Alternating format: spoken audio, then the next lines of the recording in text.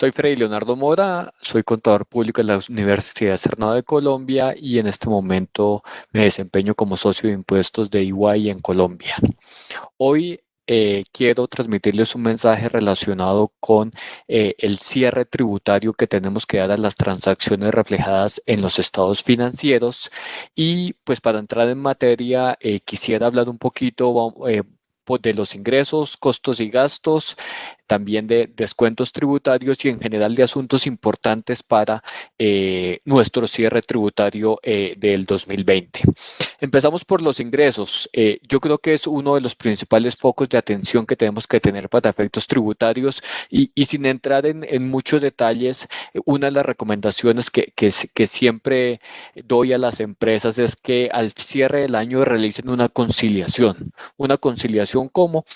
de sus ingresos en los estados financieros, de los ingresos que proyectan para efectos del impuesto sobre la renta, de los ingresos que declararon en las declaraciones del impuesto sobre las ventas y el impuesto de industria y comercio y de los ingresos que van a incluir en su reporte de medios magnéticos. Esto es de vital importancia porque vemos que las autoridades de control se están focalizando cada vez más en cruzar las diferentes fuentes de información que tiene la compañía y entonces aquí es importantísimo desde ya advertir variaciones, diferencias y estar, digamos, muy preparados para cualquier pregunta que nos hagan. En relación con los ingresos, también es importante ver cómo vamos a aplicar el artículo 28 del Estatuto Tributario, el cual nos da las pautas principales para establecer cuáles de los ingresos contables van a ser ingresos fiscales al cierre del año y si no hay un ingreso contable que debería ser ingreso fiscal, ¿cuál sería? También hay que tener muy en cuenta que tenemos los artículos 32 y 200 del Estatuto Tributario que marcan una pauta diferencial para el tratamiento de los ingresos relacionados con la explotación de concesiones y en los contratos de construcción, donde también podemos encontrar diferencias entre lo contable y lo fiscal. Eso es lo más importante y a manera general de los ingresos. Pasando a los costos, gastos y deducciones en general, pues quisiera hablar inicialmente de todos aquellos costos, gastos registrados que tienen que ver con la nómina. Ustedes saben que es importante verificar que se ha cumplido, digamos, con la obligación como agente retenedor por ingresos laborales, la compañía, y que también se cuenta con la suficiencia de los pagos por aportes a la seguridad social sobre los diferentes conceptos de pago a los empleados. Y aquí es muy importante tener en cuenta que, si se acuerdan, el decreto 558 del año 2020, que redujo por algunos meses el porcentaje de cotización a las contribuciones del sistema de seguridad social, fue declarado inexequible, así que los invito a revisar al interior de sus compañías cuál va a ser su aproximación a los aportes que se dejaron de hacer en virtud de este decreto y de acuerdo con los requisitos de la norma tributaria que me dicen que para la deducción de salarios debo estar al día y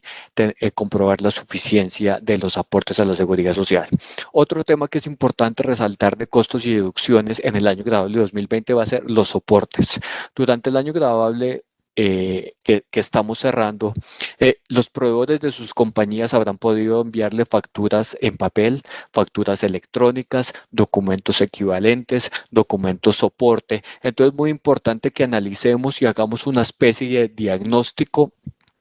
a lo largo del año para comprobar que los documentos que tengo como soporte de mis costos y deducciones cumplen con las normas tributarias del artículo 617 del estatuto y también que van en línea con el artículo 771 rayados del mismo libro. Así que es muy importante que tengamos en cuenta cómo vamos a soportar para efectos de nuestra declaración de renta, las partidas de costos y gastos. Quisiera también recordarles la necesidad en lo que tiene que ver con los gastos al exterior, que revisemos muy bien la aplicación de retenciones en la fuente, los requisitos formales como el registro de los contratos y también y el tiempo que tenemos como contribuyentes para ellos, y también pues obviamente las nuevas exigencias de documentos equivalentes para el soporte de los pagos al exterior, así como también la emisión del documento soporte. Son normas que se deben armonizar durante el año y son requisitos que consideramos que es importante empezar a revisar desde este momento para que cuando se vaya a presentar la declaración de renta todo esté en orden. Quisiera seguir con dos aspectos también primordiales, como son las limitaciones a depreciaciones y amortizaciones, que es una deducción que debemos cuidar todos los años, que esté entre los límites permitidos por la ley. Y aquí también quisiera recordarles que si por efectos de la situación que estamos viviendo de pandemia durante el año dejamos de utilizar algunos activos, pues recuerden que las normas tributarias exigen el uso de los activos en la actividad productora de renta para permitir la deducción por depreciación. Entonces, de acuerdo con la situación de nuestra compañía en el año, tenemos que evaluar esto y también las implicaciones de cómo ese gasto por depreciación se está llevando para efectos contables para determinar cualquier efecto en el impuesto diferido. Y también es importantísimo revisar gastos extraordinarios que tengamos en la compañía, como los productos, no sé, de transacciones con nuestros proveedores, que pueden ser una de las situaciones que se haya presentado este año por la época especial que estamos viviendo. Indemnizaciones pagadas a los empleados también son un foco de atención al cierre del año, porque entendemos que pues no tenemos un soporte específico para soportar ese tipo de gastos y posteriores deducciones en nuestra declaración de renta, así que creo que es muy importante trabajar en establecer cuál va a ser la mejor forma de soporte de estas transacciones, cómo las vamos a relacionar con el artículo 107 del Estatuto Tributario al cierre del año. Y creo que en esto tenemos que trabajar. Finalmente, quisiera referirme un poco a los descuentos tributarios, ¿sí? Para el año grabable 2020 tenemos, digamos, diferentes posibilidades de acceder a descuentos tributarios. Tenemos el IVA pagado en la adquisición de activos fijos reales productivos. No se olviden que este descuento fue reglamentado este año a través del decreto 1089 y así que hay, digamos, una serie de requerimientos normativos adicionales para ver si nuestros activos califican para este descuento. También tenemos la continuidad del 50% del impuesto de industria y comercio pagado durante el año. Tenemos los descuentos que conocemos ya por donaciones, por inversiones en ciencia y tecnología. Y como ustedes saben, en el año grabable 2020 se redujo el porcentaje de renta presuntiva. Entonces, ¿esto a qué viene? Los descuentos tienen diferentes posibilidades para solicitarlos en el tiempo. Tenemos unos descuentos que no tienen ninguna expiración, como el de activos fijos reales productivos. Tenemos otros descuentos como donaciones y ciencia y tecnología, que tiene unas limitaciones específicas. Y tenemos también el descuento del impuesto de industria y comercio. Todos estos están limitados específicamente por el artículo 159 del Estatuto Tributario, así que es muy importante ver cómo está nuestra renta gravable este año, cómo está nuestra generación de impuesto y determinar el uso de los descuentos tributarios que se acomoden mejor a la situación de su compañía. Finalmente, obviamente la determinación a nivel patrimonial de mis activos y pasivos